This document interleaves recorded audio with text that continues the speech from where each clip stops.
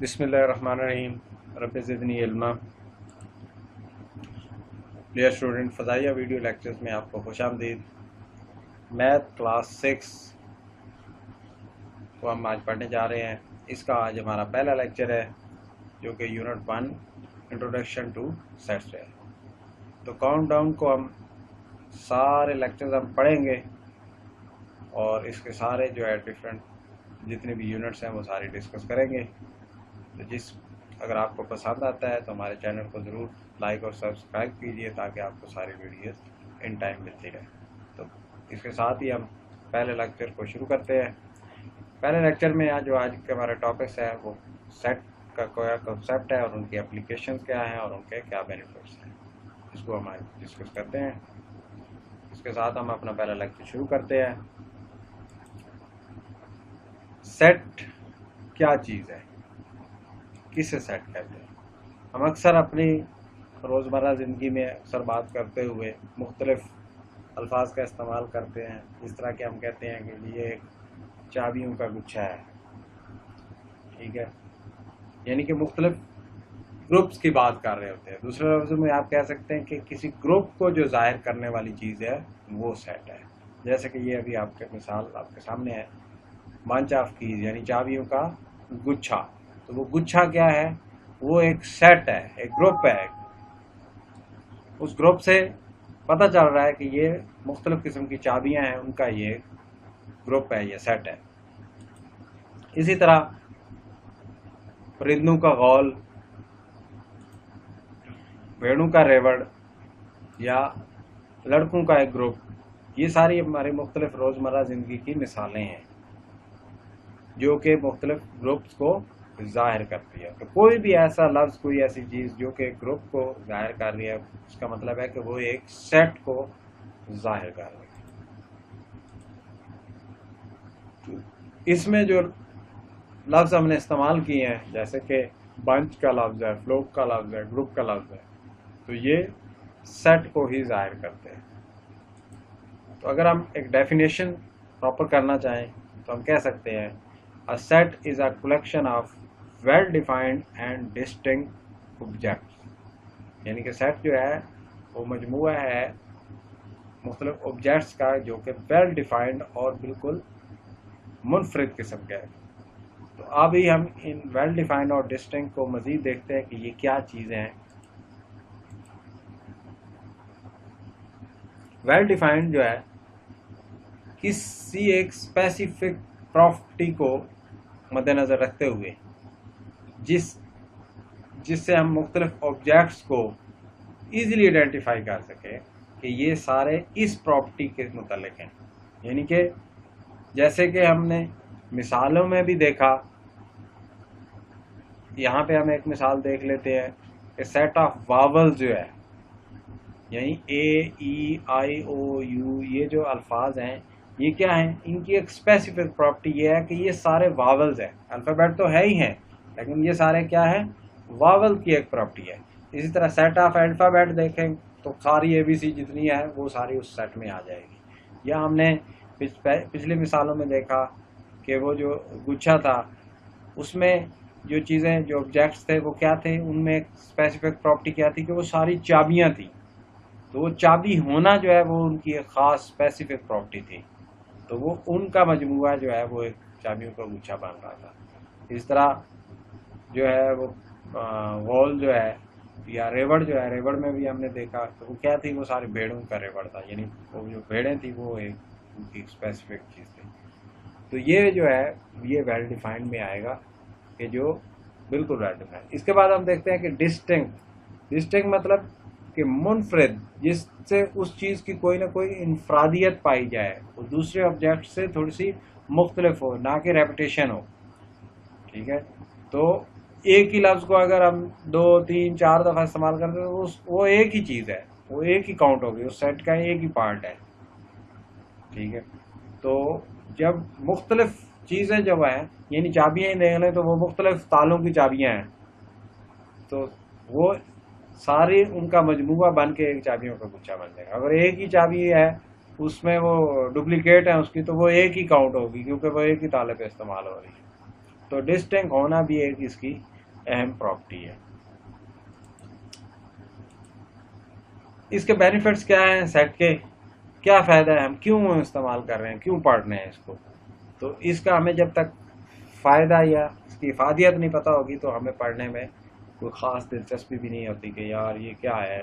तो ये कोई फजूल चीज़ नहीं है, बहुत अहम चीज़ है कि जब हम इसको पढ़ते हैं तो हमें समझ आती है कि इसके हमें रोज़मर्रा ज़िंदगी में कितना ज़्यादा इसका इस्तेमाल है, कैसे हम इसका इस्तेमाल करते हैं। मिसाल के तौर पे मैं आपके सामने एक मिसाल रखता हूँ कि हम एक चीज़ के बारे में कोई बात करने वाले हैं, सोलर सिस्टम के बारे में, तो अगर हम उसके बारे में बात करें कि जी वो सन है, अर्थ है, मार्स है, मरकरी है, वेनस है, और ये सारे जितने भी सियारे सितारे हैं उन सब का नाम लेके हम वो बात करें तो हमारी बात काफ़ी लंबी हो जाएगी। तो अगर मैं बिल्कुल इन शॉर्ट वर्ड्स में कहूँ कि जी हमारे सोलर सिस्टम के मतलब ये बात है, तो सिर्फ सोलर सिस्टम जो है उसने वो पूरे सेट की नुमाइंदगी कर दी, यानी कि उसने बता दिया कि ये इन सब की बात है। तो ये जो सोलर सिस्टम है वो इन सितारों और सियारों का एक सेट है। तो कितनी हमारी बात आसान होगी। इसी तरह हम अगर कोई परिंदों के मतलब बात करना चाहें तो हम अगर सब परिंदे जितनी भी नस्लें उनके नाम लिखने बैठ जाएं तो हो सकता है हमारी किताब ही भर जाए, और उसके बाद हम लिखें कि हम तो ये बात इनके मतलब कहने वाले थे कि ये बात जो है यानी ये उड़ सकते हैं, तो ये सारे परिंदे फलां फलां फलां फलां ये सब उड़ सकते हैं। तो उससे कहीं आसान था कि हम सिर्फ परिंदों का नाम लें तो वो परिंदा जो है वो उस पूरे सेट को ज़ाहिर कर देंगे और वो एक ही लाइन में हमारी बात पूरी हो जाती, जो कि तफसीलन लिखने बैठे तो हो सकता है पूरी किताब हो जाए। तो ये हमें एक फ़ायदा हासिल होता है सेट्स का। इनको हम आगे देखेंगे कि किस तरह से हम इनको इस्तेमाल कर रहे हैं, इनके आपस में ऑपरेशंस कैसे करते हैं। तो ऑपरेशन में इनकी करते हुए इनको बड़ी आसानी से हम यूज़ कर सकते हैं। जो ऑब्जेक्ट्स हैं सेट के वो उसके मेंबर्स या एलिमेंट्स भी कहलाते हैं, यानी कि जितने भी उस सेट के अंदर जो चीज़ें शामिल हैं, जो ऑब्जेक्ट्स शामिल हैं, वो उसके मेंबर्स हैं या उस सेट के एलिमेंट्स हैं। सेट को हम किस तरह प्रेजेंट करते हैं, सेट को हम कैपिटल लेटर्स से सेट का नाम जो है वो प्रेजेंट करते हैं, उसके नाम के लिए कैपिटल लेटर्स इस्तेमाल करते हैं। इस तरह जो सेट के अंदर जो मेंबर्स हैं उसके एलिमेंट्स हैं उनको शो करने के लिए हम स्मॉल लेटर्स का इस्तेमाल करते हैं, और सेट को क्लोज करते हैं करली ब्रैकेट या फ्लावर ब्रैकेट से, जिसको हम इंक्लोजर भी कहते हैं, इसका सेट का इंक्लोजर। और कॉमा के ज़रिए हम एक एलिमेंट को दूसरे एलिमेंट से सेपरेट करते हैं। जिस तरह कि ये आपके सामने मिसाल से में भी जाहिर है कि ये एक सेट है, इस सेट का नाम क्या है, ये कैपिटल ए जो लिखा है हमने ये इस सेट का नाम है, और इसके जो एलिमेंट्स हैं ये स्मॉल अल्फ़ाबेट जो है स्मॉल लेटर्स ये सारे इसके एलिमेंट्स हैं, और आपस में ये किस चीज़ से सेपरेट किए गए हैं, कॉमन के जरिए। और सब एलिमेंट्स को बाहर जो हमने वो करली ब्रैकेट डाली या फ्लावर ब्रैकेट भी कहते हैं इसको, मिडिल ब्रैकेट भी कहते हैं, तो ये जो है उस पूरे को क्लोज कर रही है। उससे पता चल रहा है कि इसके अंदर अंदर जितने भी एलिमेंट्स हैं ये एक सेट है। इसके सिंबल्स जो है जो इस्तेमाल हो रहे हैं सेट के उसमें मुख्तलिफ किस्म के हैं। यूनियन का सिंबल है, सब सेट का है, इंटरसेक्शन का है, एलिमेंट का है। तो ये जो है सिंबल ये शो कर रहे होते हैं कि एक सेट का दूसरे सेट से क्या ताल्लुक है। तो इसी तरह कुछ और सिंबल्स भी इस्तेमाल कर रहे हैं, जिस तरह के एलिमेंट है तो एलिमेंट के ऊपर अगर हम डायगोनल लाइन दे दें तो वो नॉट एन एलिमेंट। इसी तरह सब सेट का है तो उसके ऊपर लाइन है तो वो नॉट सब सेट, ठीक है। और एक हमारे पास है एम्प्टी सेट का। तो एम्प्टी सेट हम दो तरह से जाहिर करते हैं कि खाली करली ब्रैकेट डाल दें या इस सिंबल के ज़रिए के ये ज़ीरो डाल के और ऊपर उस पर डायगोनल लाइन, तो ये नल सेट या एम्प्टी सेट को जाहिर करते हैं। रिटर्न में हम इसकी किस तरह नोटेशन करते हैं सेट की, इसकी जो डिस्क्रिप्टिव, इसके तीन तरीके हैं। जो सबसे पहला है डिस्क्रिप्टिव नोटेशन, डिस्क्रिप्टिव नोटेशन में क्या है, इसमें हम इसकी स्टेटमेंट की शक्ल में लिखते हैं और इसके बाहर किसी किस्म की कोई करली ब्रैकेट इस्तेमाल नहीं करते। जैसे कि यहाँ पे आपको मिसाल से जाहिर है set of real numbers less than 9, तो ये एक स्टेटमेंट हमने लिख दी और इसके बाहर कोई करली ब्रैकेट इस्तेमाल नहीं करते। तो ये क्या है, डिस्क्रिप्टिव नोटेशन। इसी तरह टेबुलर नोटेशन, टेबुलर नोटेशन में हम एलिमेंट्स एक लिस्ट की शक्ल में लिखते हैं और इनके बाहर एक कर्ली ब्रैकेट्स इस्तेमाल करते हैं और आपस में इन एलिमेंट्स को कॉमर्स के जरिए सेपरेट करते हैं।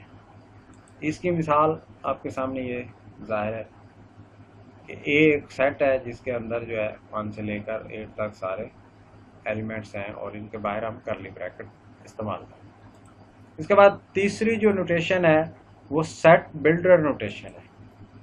वो क्या है कि वो एज ए रूल जो है, फॉर्म ऑफ रूल एक्सप्रेस करने के लिए, उसको जाहिर करने के लिए सेट को इस नोटेशन का हम इस्तेमाल करते हैं। ठीक है, इसमें आप देख सकते हैं कि रूल को किस तरह से डिफेक्ट किया गया है, किस तरह से हम लिख रहे हैं कि ए जो है वो एक सेट है एक्स का और एक्स की वैल्यू लेस देन 9 है। इसके अलावा सेट को हम पिक्टोरियल फॉर्म में भी नोट करते हैं। तो ये जो है एक बिल्कुल डिफरेंट चीज़ थी जो कि जॉन वैन ने क्रिएट की थी 1880 में, ताकि इजीली आप देखते ही उसको समझ सकें कि ये क्या शो कर रहा है। तो इसको हम वैन डायग्राम भी कहते हैं। ये पिक्टोरियल रिप्रेजेंटेशन है सेट की, और वैन डायग्राम इसलिए कहते हैं क्योंकि ये जॉन वैन ने इन्वेंट की थी, तो उसकी ये क्रिएशन है।